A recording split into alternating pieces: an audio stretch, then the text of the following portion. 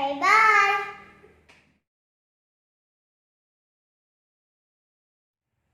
Shalom, salam sejahtera buat kita sekalian. Tentu kita patut bersyukur kehadirat Tuhan, oleh karena kembali kita bisa bersua dalam rangka melanjutkan pembahasan kita. Kemarin dalam tayangan video yang berjudul "Kemana Orang Mati Pergi?" sehubungan dengan tanggapan saya terhadap khotbah yang dibawakan oleh hamba Tuhan Pendeta Esra Soru, masih dalam rangkaian itu saya ingin memberikan sedikit masih dalam rangka itu tanggapan tentang sebuah ayat yang menjadi dasar bagaimana seorang yang ketika meninggal dia langsung ke surga bagi orang percaya, atau langsung ke neraka bagi orang yang tidak percaya. Nah, yang saya sangat tertarik untuk sedikit mengulas dasar dari ayat yang digunakan. Dalam pertanyaan kemarin, apakah ada dasar bagaimana seorang yang ketika meninggal langsung ke surga? Maka dasarnya itu terdapat di dalam Lukas 16 ayat yang ke-22. Kalau kita melihat di ayat 22, sekali lagi, inilah yang menjadi dasar kenapa seorang percaya yang meninggal langsung masuk surga. Ayat yang kedua, kemudian matilah orang miskin itu, lalu dibawa oleh malaikat-malaikat ke pangkuan Abraham. Nah, ini adalah merupakan dasar ayat yang menyatakan bahwa ketika seorang percaya meninggal, dia langsung masuk surga ke pangkuan Abraham. Bahkan dalam keterangan tambahan untuk terjemahan bahasa Inggris King James Version, maka disampaikan bukan ke pangkuan tetapi ke pelukan Abraham. Luar biasa. Yang saya akan sampaikan, benarkah ayat ini bisa dijadikan dasar bagi orang percaya bahwa ketika meninggal langsung ke surga? Mari kita akan ikuti pembahasan yang saya akan sampaikan. Bapak Ibu yang dikasihi Tuhan, kalau kita melihat Lukas pasal 16 ayat ke-19 sampai 31 yang menjadi dasar dari nats yang akan kita baca, saya mau mengatakan lebih awal bahwa sebenarnya ini adalah merupakan perumpamaan yang Yesus sedang ajarkan kepada murid-muridnya.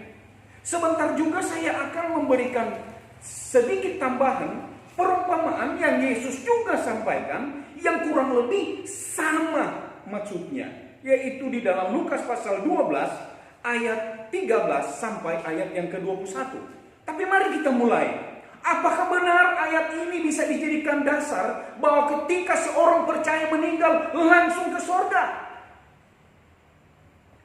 Mari saudara-saudara, kita mulai. Di dalam perumpamaan yang Yesus kisahkan kepada murid-muridnya, dikatakan di dalam pasal 16 ayat yang ke-19 sampai 31, diceritakan ada dua orang kaya dan dua orang yang kaya dan yang miskin. Yang miskin namanya Lazarus. Saya mau katakan, apakah Lazarus yang dimaksudkan di sini adalah Lazarus yang dibangkitkan Yesus? Dalam pembahasan kemarin saya sudah sampaikan. Apakah dia atau siapakah dia? Yang jelas di dalam ayat ini diceritakan ada seorang kaya. Dia kaya raya. Orang yang kaya raya berpakaian jubah ungu dan kain halus, dan setiap hari ia bersukaria dalam kemewahannya. Seorang yang kaya, yang memiliki segala kelimpahan, segala kemewahan, dengan pakaian ungu yang setiap hari, yang menyatakan status sosial yang luar biasa bagi seorang Yahudi waktu itu. Dan ada seorang pengemis yang bernama Lazarus, badannya dikatakan penuh dengan borok, berbaring dekat pintu rumah orang kaya.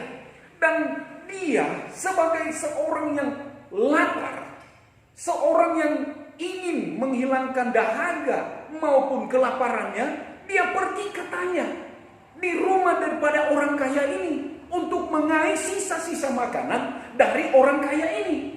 Kemudian dikatakan, matilah orang miskin itu, lalu dibawa oleh malaikat ke pangkuan Abraham. Ini dasarnya. Oke, sampai di situ. Dibawa oleh malaikat ke pangkuan Abraham. Kemudian ayat 23, orang kaya itu juga mati, lalu dikubur. Dan sementara ia menderita sengsara di alam maut, ia memandang ke atas dari jauh, dilihatnya Abraham dan Lazarus duduk di pangkuannya. Jadi dalam jarak yang jauh, yang tidak terjangkau itu, mereka saling berkomunikasi.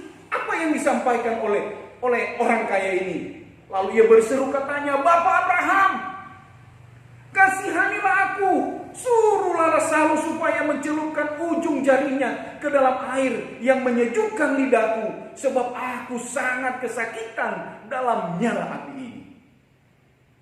Sekali lagi, ini dalam kisah perumpamaan bagaimana seorang yang kaya raya di dunia dan seorang miskin yang akhirnya digambarkan mati sama-sama. Kemudian orang miskin diterima atau dibawa malaikat di pangkuan Abraham, sementara orang kaya ini dia berbalik. Apa ayat selanjutnya katakan? Tetapi Abraham berkata, ayat 25, anak, ingatlah bahwa engkau telah menerima segala yang baik sewaktu hidupmu, sedangkan Lazarus segala yang buruk. Sekarang ia mendapat hiburan dan engkau sangat menderita. Terbalik keadaannya. Kalau di dunia, bagaimana seorang Lazarus begitu miskin, menderita, melarat. Dia tidak memiliki apa-apa. Tidak ada kartu jaminan sosial kalau dia sakit. Mungkin tidak ada WC umum, tidak ada kamar tidur yang ber-AC dan lain sebagainya. Sementara orang kaya dengan bergelimang harta, tetapi tidak memiliki sedikit kemurahan.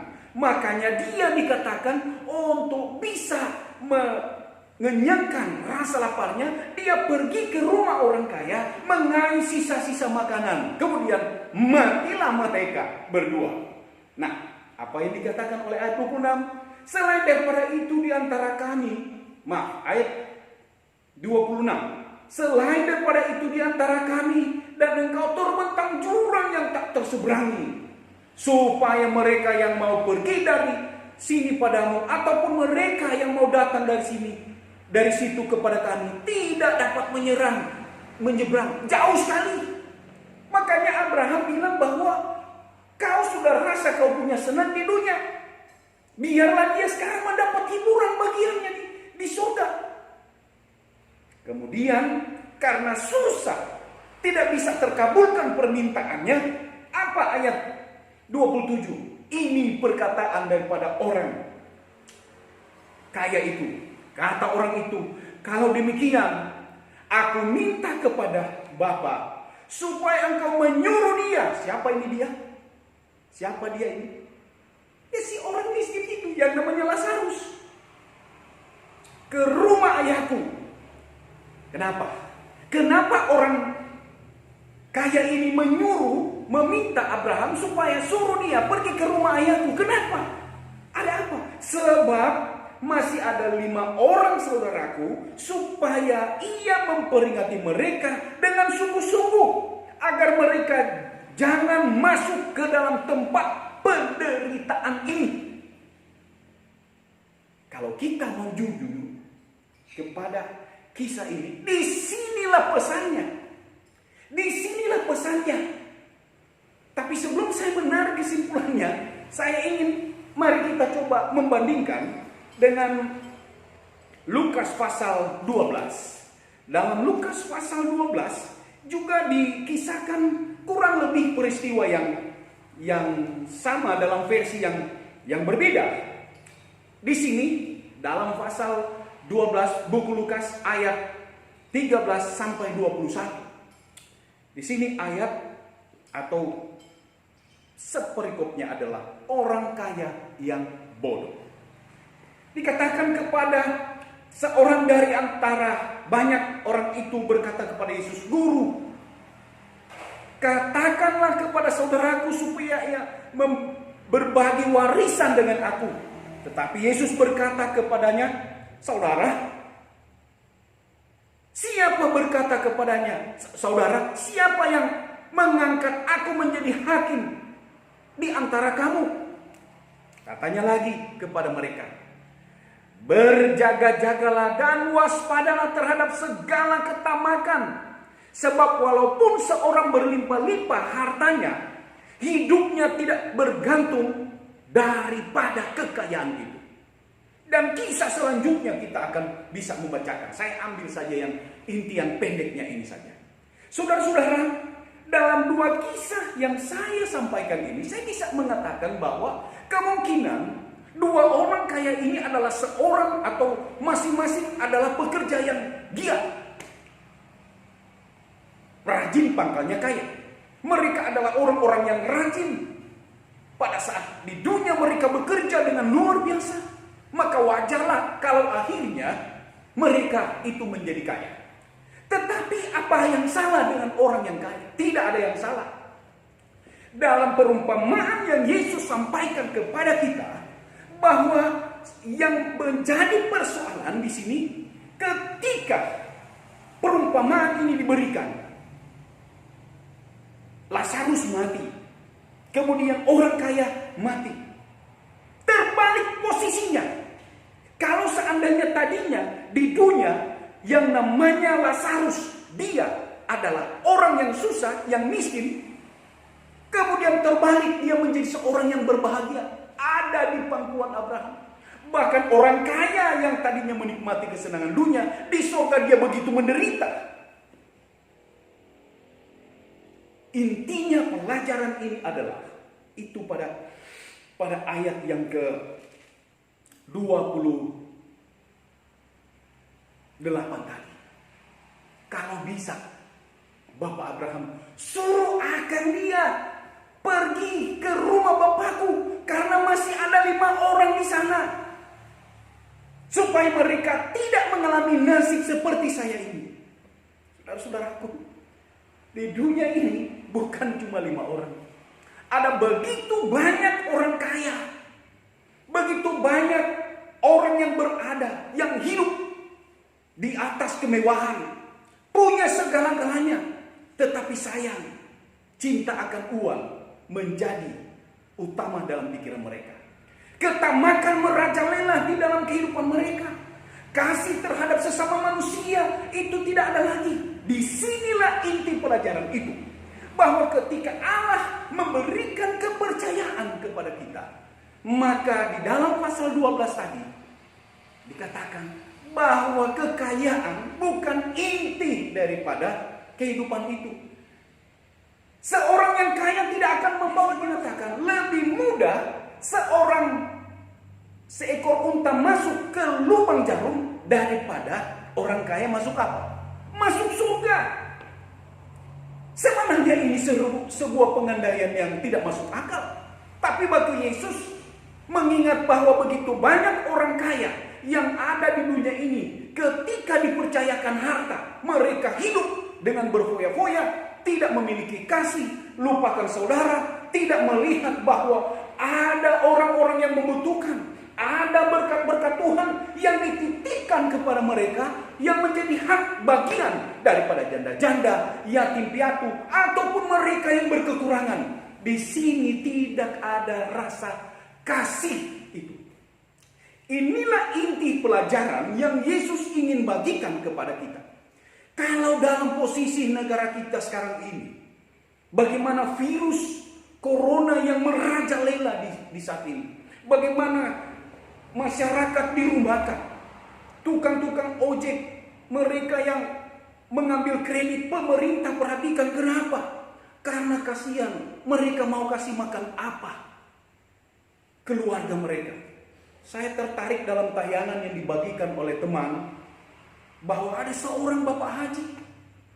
Dia tidak kelihatan bahwa dia orang kaya raya, dengan mobilnya sendiri. Dalam tayangan tadi saya melihat dia mengendarai, diikuti oleh 2-3 mobil di belakang. Berhenti dia. Pada waktu dia berhenti, kemana dia? Membuka pintu belakang, ambil beras, kebetulan 5 kilo, kemudian jalan, diikuti oleh teman-temannya yang lain yang masing-masing membawa beras. Kemudian dia bagikan, ditambah dengan uang 100.000. Seorang haji yang sudah tua, tapi tidak menggambarkan dia seorang yang kaya raya. Tidak, biasa-biasa saja. Tapi yang saya tertarik, apa yang dia ketika ada seorang wawancara dia. Saya tahu dalam posisi yang sekarang seperti saat ini, mereka susah. Mereka hanya pada duduk di pinggir jalan karena tidak ada kendaraan. Kalau tidak ada penumpang yang hendak mereka antar ke sana kemari. Kalau begitu mau makan apa mereka? Bagaimana istri anak mereka mau dikasih makan apa? Maka saya tidak memiliki maksud lain. Saya tergugah dan setiap hari saya membagikan 500 kilo beras untuk dibagikan. Ditambah dengan uang. Saudara, tidak kelihatan dia orang kaya, tetapi begitu memiliki rasa simpati dan berempati kepada mereka yang sangat membutuhkan. Disinilah pesan Yesus. Apa yang kamu kehendaki supaya orang lain perbuat kepadamu, perbuatlah itu. Ini adalah hukum apa? Hukum emas. Yang kedua, Yesus katakan, apa yang kamu lakukan kepada saudaramu yang paling hina sekalipun, engkau sudah buat kepadaku. Orang kaya ini digambarkan dengan segala kemewahannya. Seharusnya dia memiliki kesempatan untuk bisa memberikan makanan kepada siapa? Kepada Lazarus yang mengisi sisa makanan dari meja bersama dengan anjing berebutan. Adakah manusia yang begitu mulia, ciptaan Tuhan termulia, kemudian disamakan dengan yang namanya binatang, anjing? Sekali lagi, disinilah inti pelajaran itu. Ingin mengikis ketamakan hati dari orang-orang beriman, bahwa yang namanya percaya, yang namanya beriman, itu tidak hanya dalam ucapan, tapi dalam tindakan kasih terhadap sesama manusia. Saya kembali kepada ayat tadi.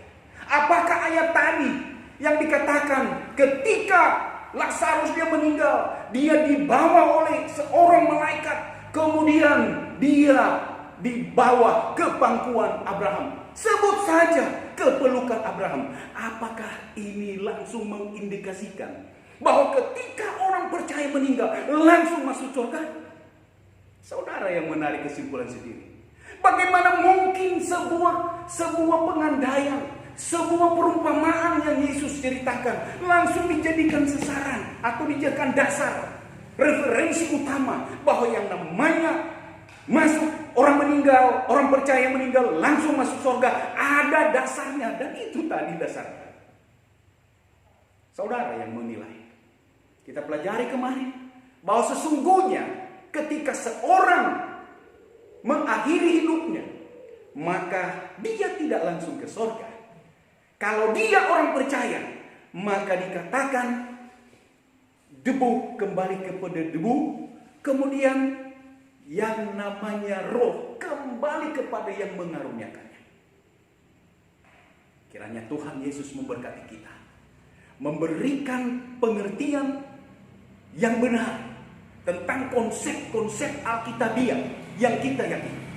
Kita tidak bisa menilai ini secara sepele agar kita tidak dapat mendapatkan konsep atau pengajaran yang salah dari firman Tuhan. Jangan bicara ambil dari firman Tuhan kalau itu adalah temuan kita dan keinginan kita untuk memaksakan hal-hal yang sebenarnya sudah jelas di dalam Alkitab. Sesungguhnya kalau seorang meninggal, dia tidak langsung ke surga. Sama halnya dengan peristiwa yang namanya orang miskin, yaitu siapa? Lazarus. Maria dan Marta menangis. Yesus, kalau engkau ada di sini, tidak mungkin saudara kami akan meninggal. Yesus yang adalah manusia 100%. Dia menyaksikan kesedihan di antara kedua kakak beradik ini. Kemudian Yesus pun membangkitkan siapa? Lazarus. Buka pintu kubur itu. Lazarus keluarlah. Kalau seandainya Lazarus seorang yang benar, waktu itu dia langsung ke pangkuan Abraham.